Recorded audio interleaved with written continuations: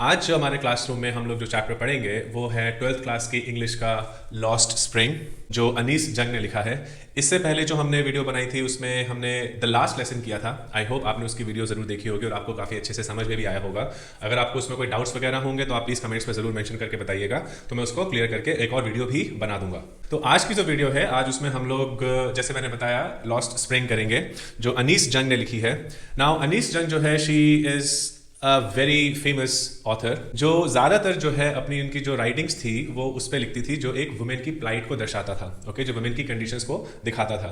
But उन्होंने slowly and gradually जो अपने जर्नल्स थोड़ा लिखना शुरू करे, बिकॉज वो एक बहुत ही फेमस जर्नलिस्ट भी हैं, तो उन्होंने अपने जर्नल्स जो लिखना शुरू करे वो उन्होंने लोगों की प्लाइट भी दिखाई। मतलब खाली औरतों पर ही ना ही रेस्ट्रिक्ट रह के उन्हें जो एक वर्किंग क्लास की प्लाइट होती है, जो फिर एक लोअर क्लास की जो प्लाइट होती है, उनकी जो कंडीशन होती है, उनके जो हालात होते हैं, वो इन्होंने अपनी स्टोरीज में दिखाना शुरू किया।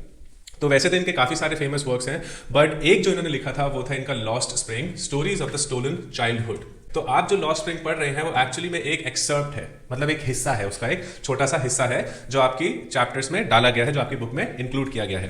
You don't have to read the whole story, means जो उन्होंने प्रॉपर अपना एक Lost Spring Stories of the Stolen Childhood में लिखा था, बट उसमें से एक एक्सर्प्ट है जो आपको समझना है और जो आपको आज मैं पढ़ा रहा हूँ। नाउ बेटा, ये जो चैप्टर है ये आपको खाली एक इस तरीके से मत समझिएगा कि ठीक है पढ़ लेते हैं, एग्जाम में लिखकर आ जाएंगे, मार्क्स आ जाएंगे। मैंने आपको पहले ही बताया था इससे पहले वाली वीडियोस में कि आपकी जो 12th क्लास की जो नॉर्मली इन्होंने जो चैप्टर्स डाले हैं, जो आपका सीबीएसई ने करिकुलम एक पैटर्न एक जो सेट किया है, it is also going to prepare you for the rest of your life. तो इसमें आप देखिए कुछ ऐसी चीजें आपको देखने को मिलेंगी और कुछ आप ऐसी चीजें सीखने को मिलेंगी आप लोगों को कि आपका उससे आपका ही फायदा होगा।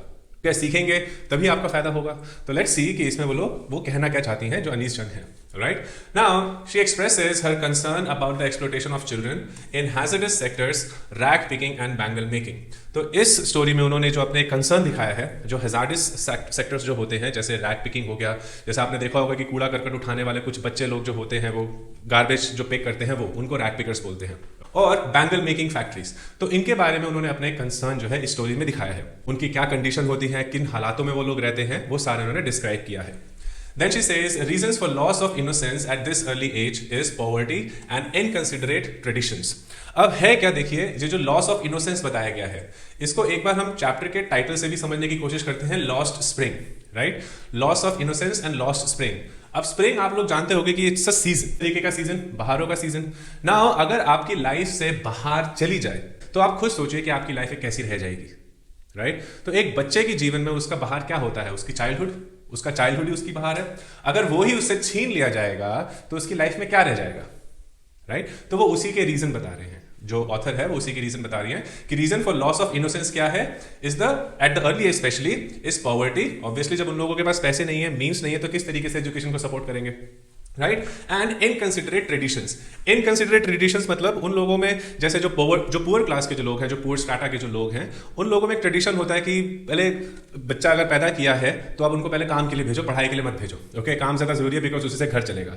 और आपने ये भी देखा होगा कि जब सेंसस निकलता है या फिर एक जनगणना निकलती है, तो उसमें जो नॉर्मली जो एक पुअर क्लास है वो लड़के को पैदा करने में ज़्यादा लगे रहते हैं, ताकि वही जाएगा वही पढ़ाएगा, और जो लड़कियां अगर पैदा होती है तो उनको पढ़ाया भी नहीं जाता। अब जो है वो थोड़ा थोड़ा करके कंडीशन जो है चेंज हो रही है, इंप्रूव हो रही है, and it is probably because of such writers. इनका भी बहुत बड़ा एक योगदान होता है। अगर ये लोग ऐसी कहानियां या फिर ऐसी स्टोरीज, ऐसे नॉवल, ऐसे जर्नल्स नहीं लिखेंगे तो हम लोगों को पता भी नहीं लगेगा। बिकॉज आजकल की अगर आप जनरेशन देखेंगे तो वो सिर्फ अपने मोबाइल फोन्स में लगी हुई है, और उनको उसके अलावा आपको लगता है कि उसमें दिखाते होंगे कि गरीबों के क्या हालात चल रहे हैं, उसमें तो कुछ और ही चीजें चल रही हैं, right? So it is because of such writers, literature plays an important role हमारी लाइफ में, ये एक रीजन है उसका। बिकॉज ऑफ सच राइटर्स हम लोगों की उनकी कंडीशन के बारे में पता लगता है, और हम लोगों में से फिर कुछ ऐसे लोग निकल के आते हैं जो उन जैसे लोगों की मदद करते हैं। Now, children tend to lose their freedom and also their right to education. अब बिकॉज उनको काम करना पड़ता है तो ऑब्वियसली फ्रीडम चली गई उनका। अब काम कर रहे हैं तो एजुकेशन का राइट भी छीन गया उनसे, ओके? बिकॉज वो छोटी ही उम्र में काम पे लग जाते हैं। Alright? Now, it leads to exploitation, poor living conditions and acceptance of poverty as fate. ये एक बहुत ही, आप ये समझ सकते हैं कि काफ़ी एक नेगेटिव थॉट उनके माइंड में जो है एक बैठ चुका है, कि उन्होंने अपनी एक पुअर कंडीशंस को एक्सेप्ट ही कर लिया है। उन्होंने ये समझ लिया है कि अब हम ऐसे ही रहेंगे, हम तो कभी इस दलदल से बाहर निकल ही नहीं सकते। Acceptance of poverty as a fate, उनकी पुअर लिविंग कंडीशंस, और उनको एक्सप्लॉइट भी किया जाता है। अगर आप लोग घरों में ये देखते हैं कि छोटा या छोटू काम कर रहा है कोई, तो वो एक चाइल्ड एक्सप्लॉइटेशन ही हो रही है। चाइल्ड लेबर के अगेंस्ट तभी इतने सारे लॉज बने हैं कि नहीं होनी चाहिए। तो ये सारी एक्सप्लॉयटेशंस ही है, हम लोग नहीं जानते, बट हम लोग चाहते हुए नहीं करना चाह रहे, लेकिन फिर भी हम लोग उसमें एक पार्ट है, मतलब उस सोसाइटी का एक हिस्सा है। ऑलराइट, तो being a part of such a society, जो अनीस जंग है, उन्होंने उस तरफ हमारा फोकस डाइवर्ट करने की कोशिश करी है। Now, she voices out to put a ban to such horrendous activities and promotes a life of dignity for the lower strata. अब जो है वो नॉवल के थ्रू ही सही, ओके, जो इनकी राइटिंग्स होती है उनके थ्रू ही सही, she is trying to voice out her opinions. तो उनके जो ओपिनियंस है वो दिखाना चाह रही हैं कि आप प्लीज इन सारी चीजों को हम लोगों को बंद करना होगा, उनकी कंडीशन को इंप्रूव करने में उन लोगों की हेल्प करनी होगी। तो इन्होंने जो है इस स्टोरी में उसी हिसाब से कैरेक्टर्स कुछ उठाए हैं, उन कैरेक्टर्स को उठा के इन्होंने कहानी को एक बताने की कोशिश करी है कि आखिरकार वो किन कंडीशंस में रहते हैं। राइट, अब मैंने आपको पहले की वीडियोस में बताया था कि अगर हमको चैप्टर को समझना है तो बेसिकली उसकी थीम्स को भी हमको समझना बहुत जरूरी है, क्योंकि अगर थीम समझ में आ गई तो पहली बात तो वो किसी भी आंसर में फिट हो सकती है, मोस्टली आंसर्स में फिट होती है, बिकॉज पूरी की पूरी स्टोरी उसी के अराउंड रिवॉल्व करती है। तो इसलिए इसके बाद जो है लेट्स जस्ट अंडरस्टैंड कि वो कहना क्या चाह रहा है। बेसिकली ऑथर जो है इस स्टोरी में वो ये दिखाना चाह रही है कि utter lack of compassion and empathy of the society and political class to work for the betterment of these people. अब है क्या कि जो पॉलिटिकल क्लास है, पॉलिटिकल क्लास और जो सोसाइटी है, उन लोगों में, हम लोगों में, we are the part of the society, we do not have empathy at all. Empathy एक बेसिक मीनिंग समझे तो अपने आप को किसी और के जूतों में डाल के देखना है और फिर महसूस करना कि उनके ऊपर क्या बीत रही होगी, वो किन चीजों से गुजर रहे होंगे। हम लोगों में वो है ही नहीं, लगे हुए दिन भर स्क्रॉल करने में। आपको लगता है उसमें आता होगा कि गरीबों की क्या कंडीशन चल रही है? हाँ, ये जरूर आता है कि वो कैसे पनप रहे हैं, कैसे उनकी ग्रोथ हो रही है, बट किन कंडीशंस में रह रहे हैं वो लोग, किसी का भी ध्यान नहीं है। सो वही हमारी एक अटर लैक ऑफ कंपैशन जो उन्होंने बोला है वो दिखाया है कि we are not compassionate towards such people. Right, then miserable plight of the children, और बहुत ही जो एक मिजरेबल उनकी कंडीशन है वो दिखाई है, जिसपे हमारा फोकस नहीं है। It's also a cry for working towards ending this form of exploitation and empowering them through education. अब क्या है कि वो ये भी दिखाना चाह रही है पूरी की पूरी स्टोरी में कि एक तरीके से ये एक्सप्लॉयटेशन जो है, जो ये फॉर्म ऑफ एक्सप्लॉयटेशन है, उसका एंड होना चाहिए। ये बहुत जरूरी है, ये हमारे ही बेटरमेंट के लिए है। ओके, हम सोचे कि चलो हमारा फायदा हो रहा है, उनका नहीं हो रहा, तो हमको क्या जा रहा है, इन फ्यूचर ये हम ही को नुकसान करेगा। उनको तो कर ही रहा है, उनको तो करता ही आया है, उनको करता भी रहेगा, फिर बाद में हमको भी नुकसान करेगा। सो ये एक बेसिकली जो इसके बैकग्राउंड में एक थीम चलेगी वो ये है। राइट, तो आप कोशिश करेगा कि अपने आंसर्स में इन चीजों को इंक्लूड करने के लिए जब भी आंसर्स लिखें इनको डालें जरूर। अब बेटा आप लोग जब एक बार मैं इनको आपको समझा रहा हूं तो आपको ये मत करना कि आप और सारी किताबों में से पढ़ो, कोई जरूरत नहीं, क्योंकि मैंने कुछ बुक्स में से नोट्स ऐसे बना के, जो मैंने अपना आप सीखा है उसमें से थोड़े बहुत नोट्स बना के सब इंक्लूड करके ही डाला है। तो इससे अगर आपको समझ में आ जाता है तो एक स्टोरी आपको पूरी एक फ्रेम स्ट्रक्चर आपके माइंड में बैठ जाएगा, आपको और कोई बुक या फिर और कोई जगह इंटरनेट पर जाकर पढ़ने की उसकी जरूरत नहीं पड़ेगी। तो एक बार फुल कंसंट्रेशन के साथ देखना ताकि समझ में आ जाए। नाउ इसमें दो एनकाउंटर्स दिखाए गए हैं ऑथर के। एनकाउंटर्स मतलब एक तरीके से आमना सामना। तो जो पहला एनकाउंटर है इट इज, उसका एक उन्होंने एक हेडिंग दी है, समटाइम्स आई फाइंड अ रूपी इन द गार्बेज। अब आप खुद सोचिए, क्या हम लोग अपना ऐसा स्टेटस डाल सकते हैं व्हाट्सएप पे? अगर हम सोचे कि कभी कभी मुझे मैं कूड़े में जो है समटाइम्स आई फाइंड अ रूपी इन द गार्बेज, 1 रुपया मिल जाने ढूंढने की कोशिश करता हूं। ये उन बच्चों की एक कंडीशन, ये जो लाइन है ये पूरी कंडीशन दिखा देता है, उनके हालात को जो है वही डिपिक्ट कर देता है। एक अच्छे ऑथर की यही पहचान है कि एक लाइन में देखो उन्होंने पूरी की पूरी स्टोरी जो है वही कवर कर दी। आप ऐसा मत करना कि पता लगे 8 या 10 नंबर के क्वेश्चन में ये एक लाइन लिख के आ जाओ, बोले सर आपने तो कहा था कि पूरी देखो स्टोरी कवर हो जाती है तो ये लिख के आ गए। प्लीज ये चीज मत करना, वो ऑथर का काम है एक तरीके से समझाना हम लोगों को। सो अब ये जो है ये कंसेप्ट एक रन करेगा throughout the first encounter. वो क्या कह रही है? The narrator shares her experiences after meeting with some children the poorest strata. तो उनका एक्सपीरियंस उन्होंने शेयर किए हैं, जो वो कुछ बच्चों से मिली थी, तो उनके साथ मिलने के बाद उनका क्या एक्सपीरियंस रहा, उनसे बातचीत करने के बाद उन्होंने क्या देखा, क्या समझा, क्या सीखा, उन्होंने अपने वो सारे एक्सपीरियंसेस जो है वो शेयर किए हैं। तो जो पहला है इस पे एक्सपीरियंस उन्होंने बताया है, उस पे लड़के का नाम है साहिबे आलम। अब साहिबे आलम जो है आप लोगों ने मुझे बताना है कि इसका इंग्लिश में मतलब क्या है, क्योंकि आपकी बुक्स में ये दे रखा हुआ है। तो कमेंट्स में मेंशन करके जरूर बताना, बिकॉज ये जो नाम है ये एक तरीके से फिर आयरॉनिकल चलता है। नाम तो देखिए साहिबे आलम है, एक एम्परर को रेफर कर रहा है एक तरीके से, बट काम क्या है? कूड़े में से अपना एक गुजारा करना, कूड़े में से चुनना। तो कितना आयरॉनिकल काम चल रहा है। मान लीजिए किसी का नाम राजा है और वो भीख मांग रहा है, तो ये होता है एक आयरॉनिकल फीचर। ऑलराइट, तो वो चीज इसमें दिखाई गई है। साहिबे आलम, a refugee from Bangladesh, a rag picker, picking up coins or torn shoes, sees them as valuables, doesn't go to school, no means to attend, plus no school nearby as well. अब जो साहिबे आलम है उन्होंने क्या बताया है कि वो एक रैग पिकर है, उनके बांग्लादेश से जो आए हुए एज अ रिफ्यूजी है। ऑलराइट, रिफ्यूजी होने के बाद उसका काम क्या है, वो क्या काम करता है? बिकॉज एजुकेशन तो उनको है नहीं, प्रॉपर एजुकेशन उनको मिलती नहीं, प्रॉपर तो छोड़िए उनके पास स्कूल भी नहीं है उनके नेबरहुड में, अभी आगे आएगा। So picking up coins and torn shoes, ये उनका काम है कि वो कुछ एक आधे सिक्के जब कूड़ा घर में जाएंगे और उनको कुछ पैसे वगैरह कुछ मिल जाएंगे तो शायद उससे कुछ खाने को मिल जाए, उनको कुछ खाने को मिल जाए, उनके घर वाले को कुछ खाने को मिल जाए।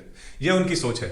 आप और मैं ये चीज़ सोच भी नहीं सकते, बट उनकी देखिए क्या सोच है। वो अभी भी उस एज से अपने घर को, उसका घर का पालने के लिए सोच रहे हैं। देखिए, so it sees them as valuables. हमारे लिए वैल्यूएबल क्या है? आईफोन 12, 13, 14 ये वैल्यूएबल है। आईपैड, मैकबुक ये वैल्यूएबल्स हैं। उनके लिए वैल्यूएबल एक वक्त का खाना है। फर्क देख रहे हैं आप? ये स्टोरी बेटा आप आज पढ़ रहे हैं, इसका मतलब ये नहीं कि हम लोगों ने नहीं पढ़ी, हमने भी अपने टाइम पे पढ़ी है और हमारे से पीछे वाली जनरेशन थी उन्होंने भी पढ़ी है। ऑलराइट, तो इससे बहुत कुछ सीखने को हम लोगों को मिला, नहीं तो हम लोग ऐसे ही अपने तुल में जिंदगी जी रहे थे। एक तरीके का, मैं नहीं कहूंगा कि 100% फोकस अटेंशन हमारा चला जाता है इन लोगों की तरफ, बट हाँ एक एम्पैथी जो है वो हमें आ जाती है, एक सेंस ऑफ कंसिडरेशन जो है वो हम लोगों में आ जाता है इन लोगों की तरफ। Alright, now filled with zeal, author promises to open up a school in the neighborhood, feels embarrassed for giving a false hope, a promise she won't be able to keep.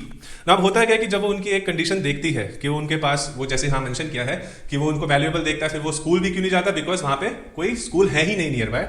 तो नरेटर क्या करती है या author क्या कहती है, वो कहती है कि ठीक है मैं आप लोगों के लिए एक स्कूल खोल दूंगी। उन लोगों को बोलती है, क्योंकि वो एक एंथुसियाज्म से भर जाती है, उनको ऐसा लगता है कि इन लोगों के लिए स्कूल होना बहुत जरूरी है। बट धीरे धीरे उनको रियलाइज होता है कि मैंने बोल तो दिया है, मेरे को पता है मैं ऐसा करूंगी तो हूं नहीं, मतलब एक इमोशंस में आके उन्होंने कोई बात बोल तो दी, but she actually didn't mean it. तो अब उनको जो है वो एक तरीके से एम्बैरेसमेंट हो रही है। Then she says, on meeting with more boys, sees dilapidated conditions of these kids, unhygienic, no shoes, poor living conditions. अब वो और लोगों से भी मिलती है और बच्चों से भी मिलती है, तो जितना वो उस सोसाइटी में अंदर जा रही है, जितना वो उनका एनकाउंटर हो रहा है उन बच्चों से, उतना उनको और उनकी पुअर कंडीशंस, डिलैपिडेटेड मीन्स एकदम घुसी हुई कंडीशंस उनको जानने को और मिल रहा है। और वो जितना उनको जान रही है उतना उनको ज्यादा पेन हो रहा है कि आखिरकार किस कंडीशन में रह रहे हैं। तो इसमें वो जो गई है वो सीमापुरी, अभी इसमें आगे आएगा, सीमापुरी जो दिल्ली का ये इलाका है, वहां पे जाके सारे के सारे उनके चीजें एक्सपीरियंस की हैं। नाउ शी सेज कि उनकी पुअर लिविंग कंडीशन जो है, शी एनालाइजेस विद दैट कि द रीजन बिहाइंड इट क्या है, कि उनकी जो पुअर लिविंग कंडीशंस है किस वजह से। ऑब्वियसली उनके पास काम वगैरह नहीं है, वो लोग गार्बेज वगैरह पिक कर रहे हैं, बट और क्या रीजंस हो सकते हैं। So she says lack of resources like medium of education, developmental resources, pathetic living conditions. अब जब आप ऐसे किसी स्लम एरिया में जाएंगे, आपको स्लम एरिया में आपको लगता है कि आपको वहाँ पर कोई डिपार्टमेंटल स्टोर ऐसा दिखेगा जैसे हमारे घर के पास मेन रोड्स में होते हैं, या फिर आपको लगता है कि कुछ ऐसे बहुत ही हाई फाई तरीके के सैलून्स होंगे, और वो लोग एक्सपेक्ट भी नहीं करते होंगे वो चीज़, उन लोगों को पता नहीं है, वो चलो बात की बात है, लेकिन वो सोच भी नहीं सकते उन चीज़ों के बारे में। उनको सिर्फ ये चाहिए कि खाने को मिल जाए, और अभी पढ़ाई उनके दिमाग में है ही नहीं, बिकॉज उनको पता है कि उनको अभी से पैसा चाहिए, अभी से पैसा चाहिए, तो पढ़ाई से तो आएगा नहीं, वो काम से आएगा। ऑलराइट, तो वो लैक ऑफ, अब जब और लोगों को पता लगता है जो एक्चुअली उस एरिया की डेवलपमेंट करने में सक्षम हैं, जो कर सकते हैं, उनको ये पता है कि इन लोगों की जरूरत ही नहीं है, इनकी डिमांड ही नहीं है, तो बनाने का भी फायदा क्या है स्कूल वगैरह। तो वही लैक ऑफ डेवलपमेंटल रिसोर्सेज, मतलब उनके जो घर वगैरह हैं, उनकी जो सड़कें वगैरह हैं, कुछ भी ध्यान नहीं है किसी का भी, किसी को कोई फर्क ही नहीं पड़ता। Then she visits their slum, Seemapuri, grieves and is in pain to see their plight. Okay, तो जब उनके स्लम में जाती है सीमापुरी में, तो उनको बहुत ज्यादा एक पेन होता है। She grieves कि ये हुआ क्या है इन लोगों के साथ, ये क्या है, क्या कंडीशंस क्या है इनकी। कभी कभार अगर आप भी जाके देखेंगे तो आपको दिखेगा उनकी कंडीशंस है क्या, ओके, किन हालातों में वो लोग जी रहे हैं। तो वो चीज उन्होंने उसमें दिखाया कि उनको पेन होता है सारी चीजें देख के। Now refugees possess only an Indian ration card to buy grains. तो उनके पास जो कुछ चीजें हैं, मतलब जिनसे एक लगता है कि ठीक है, इनका कुछ एक पॉजिटिव साइड में जो इनके पास है वो सिर्फ एक राशन कार्ड ही तो है, ओके, और मेरे ख्याल से वोटर आईडी कार्ड भी था।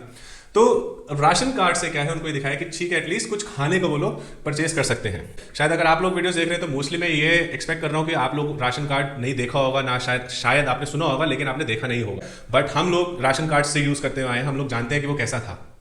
उसमें क्या है कि जैसे अगर बाहर आपको कोई राशन, कोई आटा चावल अगर आपको 100 रुपए 80 रुपए किलो मिल रहा है, तो राशन में आपको वो 10 रुपए 15 रुपए इतने कम दाम में मिलता है। और आप ये भी सोच सकते हैं कि क्वालिटी में फिर कितना ही फर्क होता होगा।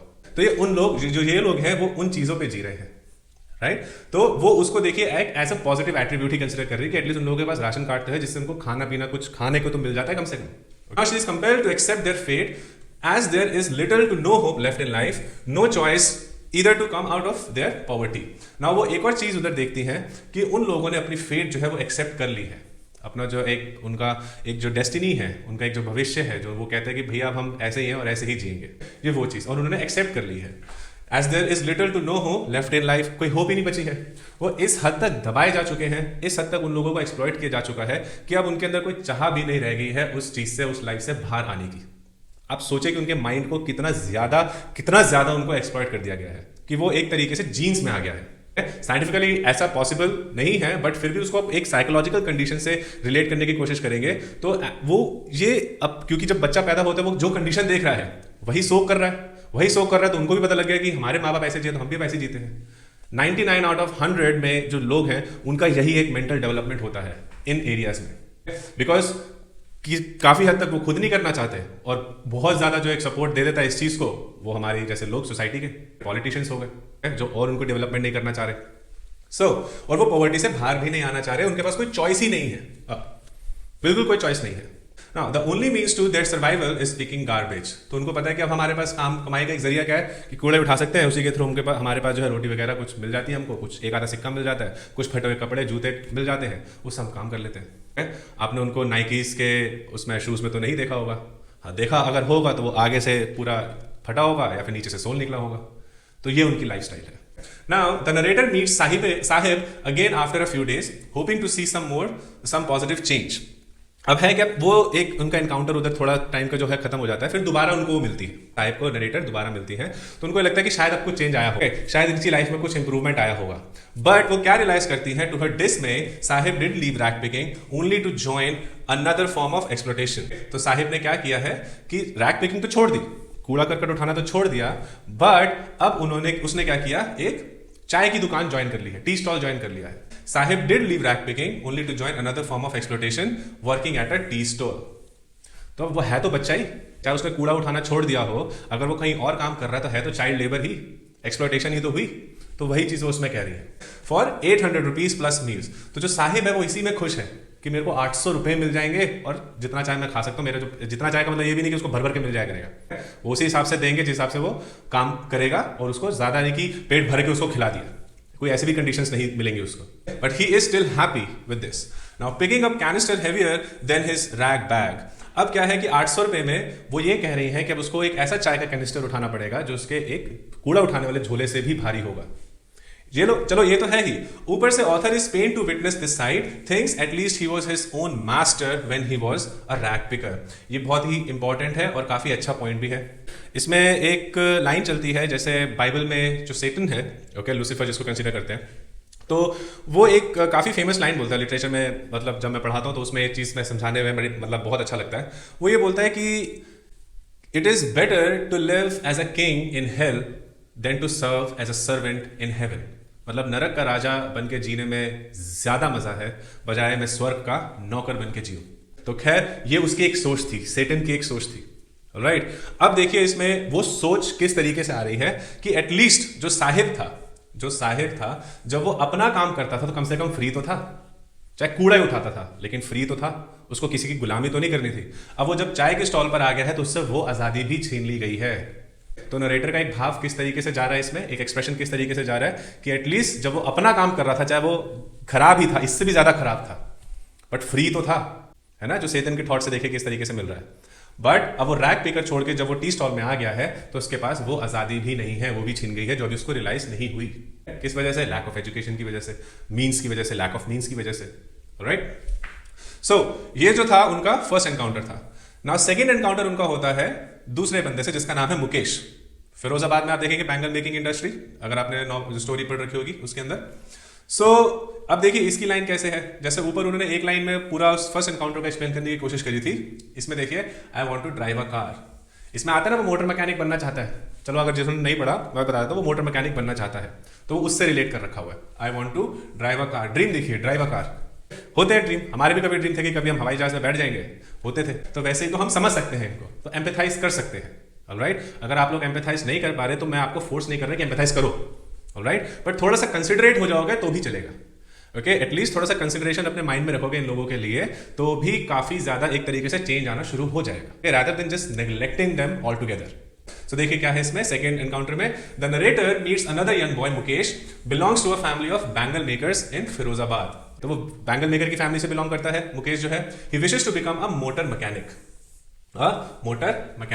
willing to work hard for it and walk miles just for the training। खैर ये तो उसका ड्रीम था, ओके, ये तो ड्रीम था, मोटर मैकेनिक उसको बनना था, ऑलराइट, उसका गोल था।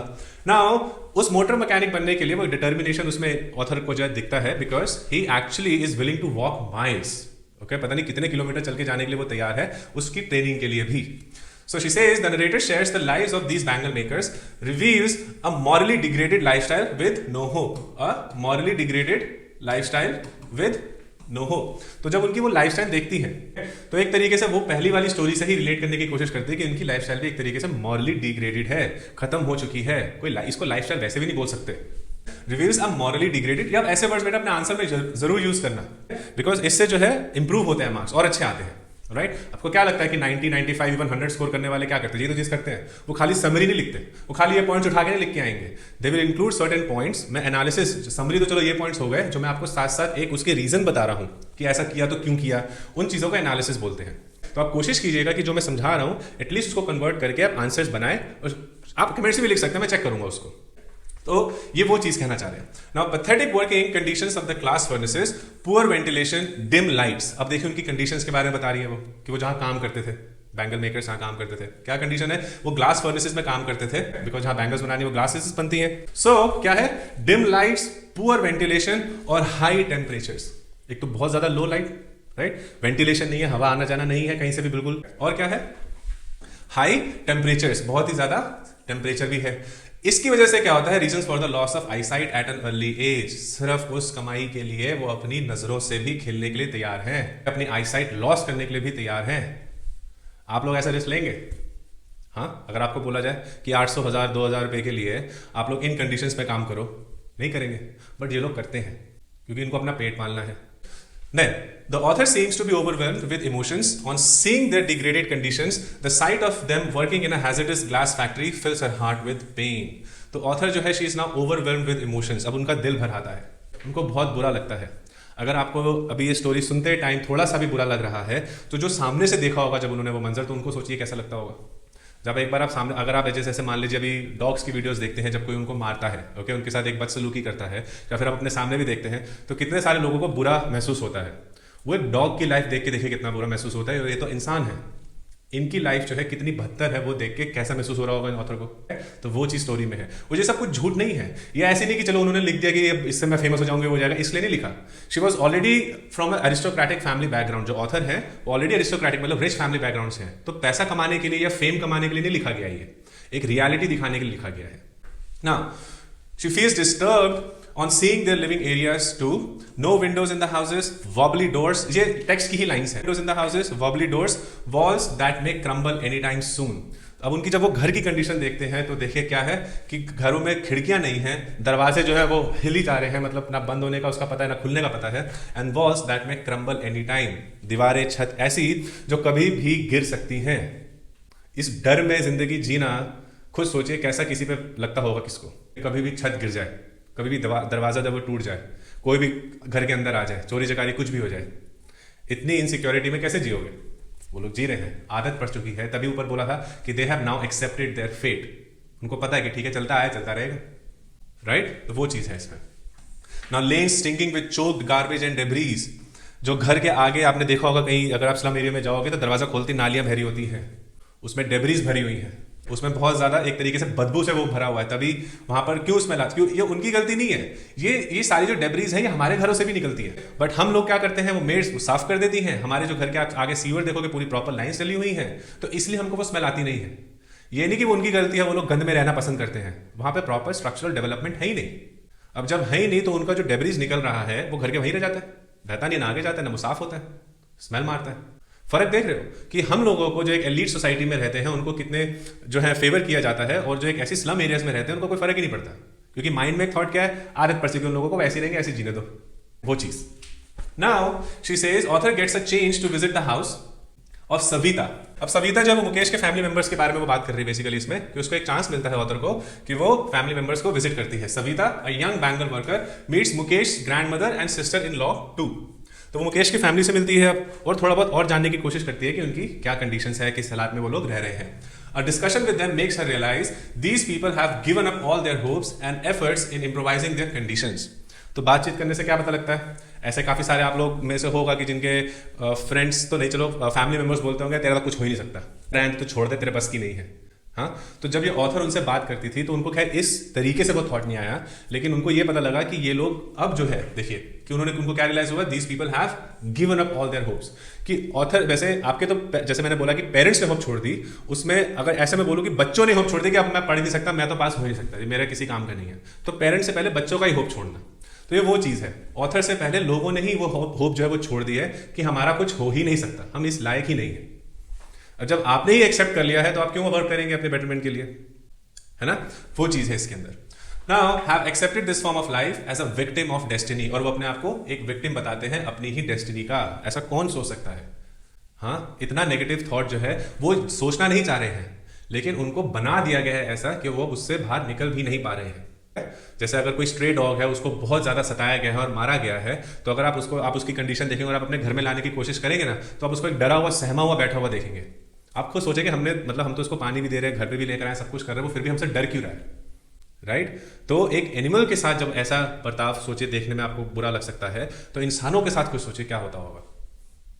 Now, trapped in a vicious circle of poverty and lack of education, impossible to come out from. Now, ये vicious circle भी अपने आंसर में डालिएगा, जो never ending circle बोलते हैं vicious circle को, तो वो उसमें फंस चुके हैं एक ऐसे सर्कल में। गरीबी में ही रहेंगे, एजुकेशन नहीं मिलेगी, वही कूड़ा करकट वाला काम, जो नीचे लेवल का काम होगा वही चलता रहेगा। फिर गरीबी, उनके आगे जो बच्चे होंगे वो गरीबी में ही रहेंगे, वही काम करेंगे, क्योंकि क्या है, वो एक जाएगा दूसरा आएगा, एक जाएगा दूसरा आएगा, वही चलता रहेगा। इसी को विशियस सर्कल एक बोला गया है। वो बाहर ही नहीं निकल सकते इस चीज से। So she points out on the zero efforts by other main folk, organized cooperatives, no inclination on giving them a better lifestyle. अब जो है वो इधर एक तरीके से पॉइंट आउट कर रही है कि जो ऑर्गेनाइजेशन होती है, जो कोऑपरेटिव ऑर्गेनाइजेशन जो होती हैं, पॉलिटिशियंस हो गए मान लीजिए, इनका कुछ भी योगदान नहीं है इन लोगों की तरफ। वोट के टाइम पे वो लोग आ जाते हैं, उसके बाद कोई दिखता भी नहीं है। So points out on the zero efforts by other main फोक, और भी जो लोग हैं कोई एफर्ट डालने, मतलब कुछ सोचता भी नहीं है। आप में से जितने लोग वीडियो देख रहे हैं, अगर आप चलो आप कमेंट में डाल के बताइएगा कि आप में से कितने लोग जो हैं जाते होंगे ऐसी जगहों पे, देख रहे हैं, इनकी हेल्प करते होंगे फॉर सोशल कॉज। कईयों के फैमिली मेंबर्स एग्री नहीं करेंगे, कईयों को उनके पास मीन्स नहीं होगा जाने का, कई लोग सिर्फ सोचते जरूर होंगे लेकिन करते कुछ नहीं होंगे, इक्का दुक्का शायद जाते हो। तो ये वही चीज है। Now, she voices out her opinion on their dual victimization, poverty and suppression at the hands of middlemen. अब उनको dual victimization मतलब दो तरीके से उनको victim बनाया जा चुका है। एक तो गरीबी के शिकार वो है ही है, हाँ, गरीबी, poverty and suppression at the hands of middlemen. Middleman जो है, मिडलमैन कौन कौन से, जैसे पुलिस वाले हो गए, ब्यूरोक्रेट्स हो गए, ऑफिसर्स जो होते हैं, पॉलिटिशियंस हो गए, ये सारे मिडलमैन। हाँ, इन लोगों की वजह से इन लोगों को और इनका विक्टिमाइजेशन होता है गरीबों का। ये लोग और उनका भला नहीं करते, ना करना चाहते हैं। सारे के सारे ऐसे नहीं हैं, राइट? कुछ हैं थोड़े बहुत जो करना चाहते हैं, लेकिन अगर मेजॉरिटी ही पॉपुलेशन या मेजॉरिटी ही मिडलमैन अगर उनका भला नहीं चाहेगी, तो वो दो चार लोग क्या कर लेंगे? हाँ, वो दो चार की वजह से आपको शायद वहां पे थोड़ी बहुत सड़कें जो है वो दिख रही है, नहीं तो आप तो गड्ढे में घर मिलते हैं वहां के लोगों के। कुछ ऐसा सा थॉट है हमारे ऑथर का। Now author considers Mukesh as an exception, his determination to become a mechanic may be the first ray of hope. तो ऑथर को एक तरीके से मुकेश एज एन एक्सेप्शन नजर आता है, बिकॉज मुकेश में ऑथर को एक डिटर्मिनेशन दिखती है, हाँ, कि शायद ये लड़का कुछ कर लेगा। एक रे ऑफ होप नजर आती है कि शायद कुछ हो जाएगा, शायद ये लोग, शायद जो मुकेश है वो पहला बंदा होगा जो अपनी कम्युनिटी को, अपनी फैमिली को इस दलदल से बाहर लेकर आएगा। सो जो आपकी जो ऑथर है वो इसमें यही सारी चीजें जो है वो दिखाने की कोशिश करती है, और इसी पे इस चैप्टर को रैप अप कर दिया जाता है आपके कोर्स में। तो आपको अगर समझ में आया हो जो कंडीशंस है, हाँ, जो गरीबों की कंडीशन है, उनकी जो प्लाइट है, वो सारी की सारी जो चीजें हैं, ऑथर ये कहना चाह रही है कि अगर आप लोग चाहें तो थोड़ा सा इनकी तरफ कंसिडरेट हो, अगर, या फिर थोड़ा सा कंपैशनेट अगर आप लोग हो, तो शायद इनका कुछ हेल्प हो जाए, शायद इनका कुछ भला हो जाए। अगर हम लोग भी नहीं सोचेंगे तो कौन सोचेगा, क्योंकि इन लोगों ने तो होप छोड़ ही दी है। बट मैंने आप लोगों से होप नहीं छोड़ी है। तो आप लोग जो है अगर वीडियो अच्छी लगी तो इसको प्लीज लाइक करिएगा, ओके, और मेरे चैनल को जरूर सब्सक्राइब करना, बिकॉज इसकी पूरी प्लेलिस्ट अभी आएगी सारे चैप्टर्स की विद क्वेश्चन आंसर्स, हर एक चीज मैं इसके अंदर अभी डालूंगा, ताकि आप लोग के जो बोर्ड्स हैं वो और भी अच्छे से हो सके, सब कुछ क्लियर हो जाएगा। इसके बाद आपको और कोई टेक्स्ट वगैरह कुछ पढ़ने की जरूरत नहीं पड़ेगी, बिकॉज अगर इतना समझ में आ जाता है, उसके बाद जब मैं क्वेश्चन आंसर्स करवाऊंगा तो वही सारे डाल के आप लोग पूरा स्ट्रक्चर अपना आंसर लिख सकते हैं। और शेयर जरूर करिएगा मेरी वीडियो को, और कमेंट्स में अगर कोई डाउट वगैरह हो तो प्लीज आप उसमें लिख के बताइए। नेक्स्ट चैप्टर के साथ I will be back soon. नमस्कार।